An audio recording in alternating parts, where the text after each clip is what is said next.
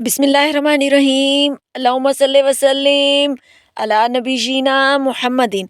अस्सलाम वालेकुम व्यूवर्स, कैसे हैं आप सब? अल्लाह ताला से दुआ है अल्लाह ताला हम सबको हमेशा अपनी रहमत के साए में रखे, आमीन सुम्मा आमीन। रमज़ान स्पेशल रोज़ेदारों के लिए बहुत ही मज़ेदार सी ताकत से भरपूर लाजवाब रेसिपी शेयर कर रही हूँ, जिसको आप सहर या इफ्तार दोनों में खा सकते हैं। तो आइए बिस्मिल्लाहिर्रहमानिर्रहीम रेसिपी शुरू करते हैं। इसके लिए सबसे पहले 1 कप भरकर मैंने फुल फैट मिल्क शामिल कर दिया और आधा कप उसमें पानी शामिल किया, 2 इलायची सब्ज़ इलायची शामिल कर दी और ये है मेरे पास साबूदाना। आधी प्याली साबूदाना को मैंने 2 घंटे के लिए भिगो दिया और इसके बाद आपने इसमें शामिल कर देना है। साबूदाना में अल्लाह ताला ने नेचुरली इतनी पावर रखी है कि ये आपके इम्यून सिस्टम को बहुत ज़्यादा एनर्जी देता है।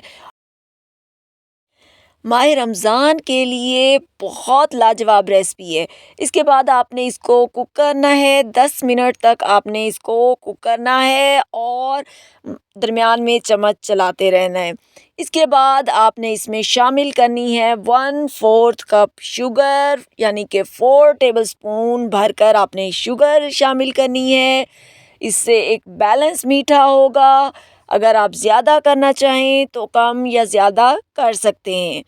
इसके बाद ये देखें, जैसे जैसे ये कुक हो रहा है ये बिल्कुल ट्रांसपेरेंट सा होना शुरू हो जाएगा और अब हमने इसमें कुछ कटे हुए बादाम शामिल कर देने हैं। आप चाहें तो नट्स अपनी मर्ज़ी के मुताबिक शामिल कर सकते हैं। इसको मिक्स कर लें और इसको अब आप कुक होने दें।